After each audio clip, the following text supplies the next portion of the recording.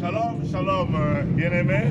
Nous sommes toujours en Israël officiellement, mais ici, dans les territoires occupés, la Palestine, nous sommes à Hébron. Dans cet endroit que je suis, donc vous pouvez regarder les vestiges à côté derrière moi ici. Le texte là derrière, ça se trouve dans le livre de Genèse, le chapitre 18. J'ai lu les passages. L'Éternel lui apparut parmi les jeunes des membres, comme il était assis à l'entrée de sa tente pendant la chaleur du jour. Et il leva les yeux, regardez, voici, 3 hommes avaient été debout près de lui. Quand il les vit, il courut au-devant d'eux, depuis l'entrée de sa tente, exprimant à faire. Et il dit, Seigneur, si j'ai trouvé grâce à tes yeux, n'aie pas ce que je t'ai pris loin de ton serviteur. Permettez qu'on t'apporte un peu d'eau pour vous laver les pieds et reposez-vous sous cet arbre. J'irai prendre un morceau de pain pour vous fortifier. Verset 7, je cite. Abraham courut à son troupeau, prit un veau tendre et bon, il le donna à ses serviteurs qui s'est attendu de l'appeler. Il prit encore de la graine et du lait, et avec des veaux qu'il avait apprêtés, il le mit devant eux, et il s'était lui-même à leur porter sous l'arbre, et ils mangèrent. Alors il lui dit, où est Sarah ta femme? Il lui répondit, elle est là dans la tente.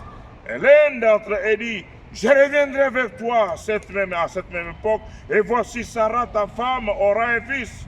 Sarah écoutait à l'entrée de la tente qui y était derrière lui. Abraham et Sarah étaient vieux, avancés en âge, et Sarah ne pouvait plus espérer avoir des enfants. Elle rit en elle-même et disant, maintenant que je suis vieille, et j'ai encore des désirs, mon Seigneur est aussi vieux. L'Éternel dit à Abraham, pourquoi donc Sarah te rit en disant, est-ce que vraiment j'aurai un enfant, moi qui suis vieille? Y a-t-il quelque chose qui soit étonnant de la part de l'Éternel? Au temps fixé, je reviendrai vers toi, et à cette même époque, Sarah aura un fils. Sarah mentit en disant, je n'ai pas ri, car elle a eu peur. Mais il dit, au contraire, tu as ri. Ces hommes se levèrent pour partir et le regarder du côté de Sodome. Abraham alla avec eux pour les accompagner. J'ai lu dans le livre de Genèse, chapitre 18. Bien aimé, cette histoire, c'est ici. Probablement, la tente d'Abraham était là derrière ou ici devant. Et les anges de Dieu sont passés sur cette route. Et Abraham les a dit, venez vers moi. Et c'est ici, cet endroit. C'est un endroit vraiment qui me donne de la chair aux poules.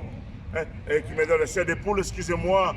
C'est l'endroit où Isaac a été donné à Abraham et à Sarah par l'Éternel.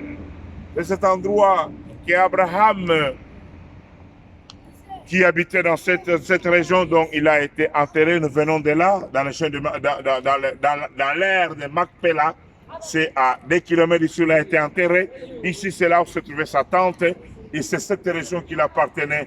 Abraham a eu Isaac en ce lieu. C'est un endroit très important pour la Bible. Bien-aimé, je voudrais mettre pied dans cet endroit, parler à quelqu'un. Dire à quelqu'un, donne ton cœur à Jésus-Christ. Je voudrais parler à quelqu'un, comme nous venons de lire que Sarah pensait que c'était déjà trop tard. L'Éternel a dit à Sarah, il y en est étonnant pour notre Dieu. Luc chapitre 1er, l'ange a dit à Marie, ce qui était possible à l'homme est possible à Dieu. Luc chapitre 1er, verset 37. Et je voudrais profiter pour dire à quelqu'un, peut-être qu'il est désespéré, peut-être tu vois que c'est déjà trop tard pour toi. Mais il n'est jamais trop tard pour notre Dieu.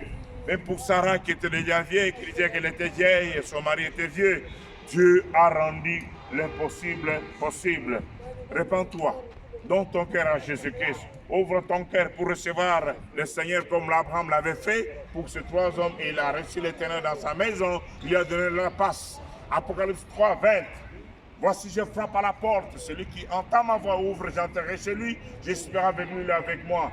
C'est ce que notre père Abraham a fait. L'Éternel est entré en ce lieu et lui a laissé Isaac. Donne ton cœur à Jésus-Christ. Ouvre ton cœur à Jésus-Christ et que le Seigneur te donne son Isaac et que tu puisses avoir, et que ton cœur puisse être comblé et la vie éternelle.